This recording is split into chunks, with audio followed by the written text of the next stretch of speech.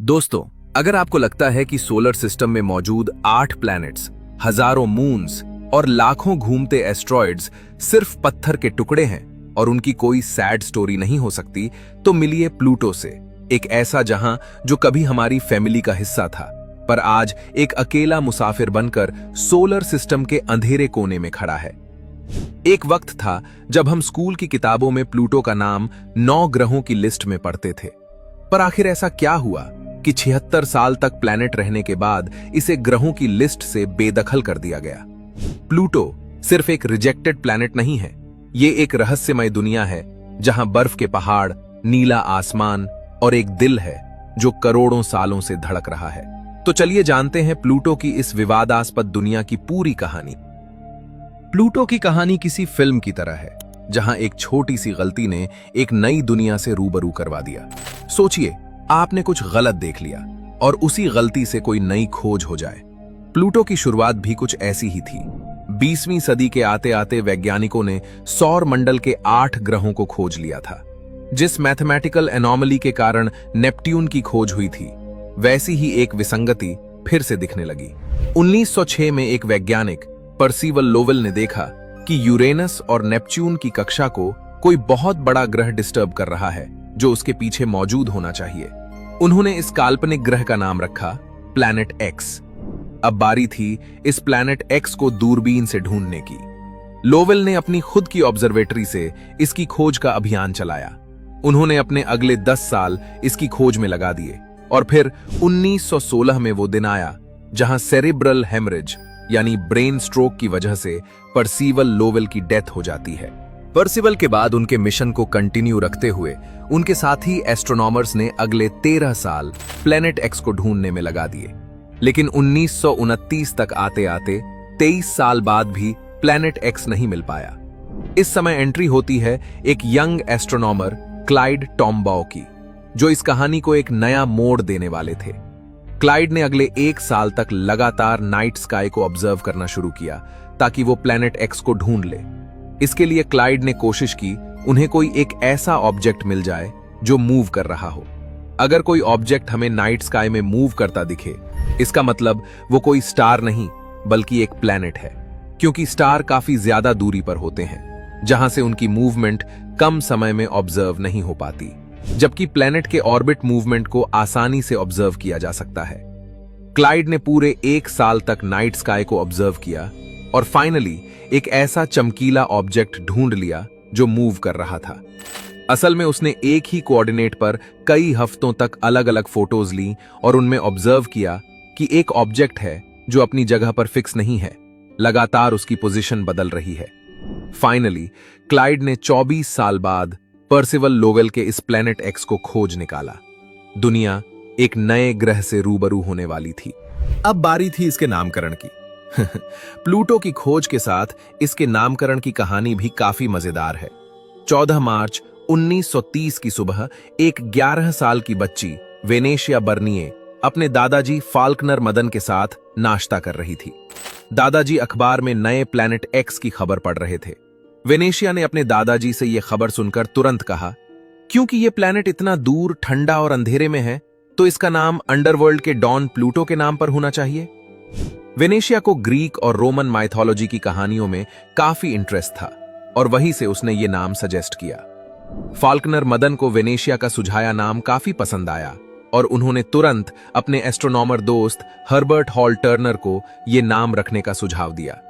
क्योंकि अब तक सभी प्लैनेट्स के नाम माइथोलॉजिकल गॉड्स के नाम पर रखे गए थे और प्लूटो के पहले 2 अक्षर पी और एल पर्सिवल लोवेल के नाम के पहले अक्षर से भी मिलते जुलते थे। साथ ही ये प्लैनेट कुइपर बेल्ट के अंदर मौजूद था, जहां हजारों एस्टेरॉइड्स और कॉस्मिक बॉडीज हैं। ऐसे में इसे वहां के अंडरवर्ल्ड का डॉन कहना गलत नहीं होगा। इस वजह से सभी को ये नाम काफी पसंद आया। इस तरह 1930 में 9वें ग्रह की खोज हुई और ऑफिशियली अब हमारे सौर मंडल में 9 ग्रह माने गए। अगले 76 साल तक दुनिया ने प्लूटो को अपना माना, स्कूल की किताबों में पढ़ा, नासा ने मिशन प्लान किए, बच्चों ने याद किया और फिर एक मीटिंग में सिर्फ 424 लोगों के वोट ने इसे सौर फैमिली से बाहर कर दिया। वर्ष 2006 के अगस्त महीने में प्राग शहर में इंटरनेशनल एस्ट्रोनॉमिकल यूनियन की एक मीटिंग हुई, जिसमें दुनिया भर से 2500 एस्ट्रोनॉमर ने भाग लिया था। इस मीटिंग में आईएयू की तरफ से साइंटिफिक डिस्कशन और वोटिंग के बाद ऑफिशियली ये डिक्लेयर किया गया कि प्लूटो को प्लैनेट की लिस्ट से बाहर किया जाता है। असल में प्लूटो की किस्मत पहले ही लिखी जा चुकी थी, क्योंकि साल 2005 में एस्ट्रोनॉमर्स ने कुइपर बेल्ट में ही एक और नए ऑब्जेक्ट एरिस को ढूंढा। ये आकार में लगभग प्लूटो जितना ही था, पर इसका मास प्लूटो से ज्यादा था। एस्ट्रोनॉमर्स के लिए ये एक समस्या थी कि इस हिसाब से तो एरिस को भी प्लैनेट की कैटेगरी में रखना चाहिए। साथ ही सौर मंडल में ऐसे और भी बहुत से ऑब्जेक्ट हैं जो प्लूटो जैसे हैं। अगर सबको प्लैनेट की कैटेगरी में रखा जाएगा तो सौर मंडल में प्लैनेट की संख्या काफी ज्यादा हो जाएगी। इससे पहले भी प्लूटो के कुछ अनयूजुअल बिहेवियर की वजह से कई वैज्ञानिक उसे प्लैनेट नहीं मानते थे।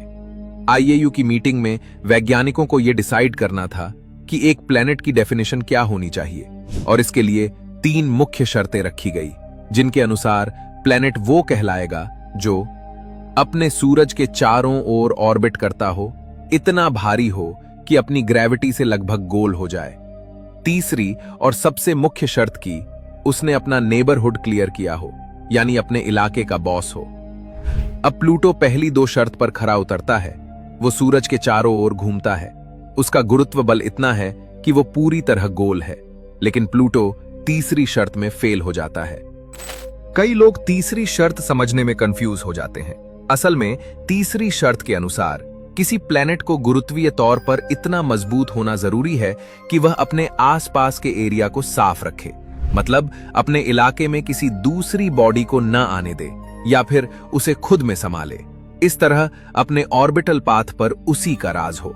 लेकिन प्लूटो के केस में वह कुइपर बेल्ट में मौजूद है, जहां लाखों छोटे बड़े एस्टेरॉयड और कॉमेट्स घूम रहे हैं। ऐसे में प्लूटो अकेला अपने इलाके का बॉस नहीं है, वो करोड़ों ऑब्जेक्ट्स की भीड़ का एक हिस्सा है। इसलिए वो प्लैनेट की कैटेगरी में नहीं आ सकता। इस वजह से प्लूटो को एक ड्वार्फ प्लैनेट यानी बौने ग्रह की कैटेगरी में रखा गया। अब जैसे ही प्लूटो को प्लैनेट की लिस्ट से बाहर निकलने की न्यूज पब्लिक हुई, दुनिया भर में यह बात फैल गई। इसने वैज्ञानिकों को और आम पब्लिक को हैरान कर दिया। हैरानी की वजह थी कि 76 साल तक प्लूटो एक प्लैनेट था और अचानक उसे प्लैनेट की लिस्ट से बाहर कैसे कर दिया गया। इस चीज को लेकर आम लोग काफी गुस्सा थे, और यहां तक कि कई वैज्ञानिक और एस्ट्रोनॉमर्स भी इस बात से सहमत नहीं थे। लोगों ने बाकायदा प्रोटेस्ट शुरू किए और उनकी डिमांड थी कि प्लूटो को फिर से प्लैनेट का दर्जा दिया जाए। कई यूनिवर्सिटीज, वैज्ञानिक संस्थानों में भी इसके खिलाफ आवाज उठाई गई। न्यू मैक्सिको के स्टेट असेंबली ने तो रेजोल्यूशन ही पास कर दिया कि न्यू मैक्सिको के आसमान में तो प्लूटो हमेशा एक प्लैनेट ही रहेगा। प्लूटो के सपोर्ट में सबसे बुलंद आवाज एस्ट्रोनॉमर एलन स्टर्न थे, जिनका आर्गुमेंट था कि अगर पृथ्वी, मंगल या वीनस जैसे ग्रह कुइपर बेल्ट में होते तो वो भी अपना नेबरहुड क्लियर नहीं कर पाते, तो क्या उन्हें प्लैनेट नहीं माना जाएगा? सिर्फ जगह बदलने से प्लैनेट का दर्जा नहीं छीन सकते। उनके अनुसार धरती के आसपास भी कई छोटे मोटे एस्टेरॉइड्स हैं, जुपिटर के पास भी है। किसी भी प्लैनेट ने 100% नेबरहुड क्लियर नहीं किया है।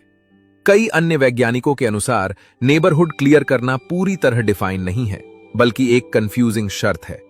अब समस्या यह थी कि अगर प्लूटो को प्लैनेट मान लेंगे, तब एरिस और उसके जैसे कई अन्य ऑब्जेक्ट्स को भी प्लैनेट मानना पड़ेगा, और प्लैनेट्स की संख्या काफी ज्यादा हो जाएगी।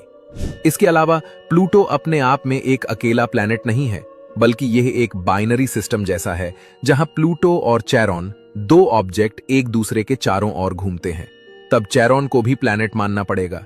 इस सब के बाद भी इंटरनेशनल एस्ट्रोनॉमिकल यूनियन ने अपना डिसीजन नहीं बदला और प्लूटो को सौर परिवार से बेदखल करना ही पड़ा। लेकिन इसी दौरान प्लूटो की हरकतें वैज्ञानिकों को परेशान कर रही थीं। आखिर यह एक पत्थर का टुकड़ा है या पृथ्वी की तरह जिंदा? और यहीं इसकी कहानी को सबसे इंटरेस्टिंग मोड़ मिलता है। 2006 में ही प्लूटो के बारे में विस्तार से जानने के लिए इसकी ओर नासा के न्यू होराइजन मिशन को भेजा गया, ताकि ये प्लूटो को करीब से जान पाए और इसके बारे में नई जानकारी दे। इस मिशन के प्रिंसिपल इन्वेस्टिगेटर खुद एलन स्टर्न थे। पृथ्वी से लॉन्च करने के बाद न्यू होराइजन स्पेसक्राफ्ट को प्लूटो तक पहुंचने में करीब 9 साल का समय लगा।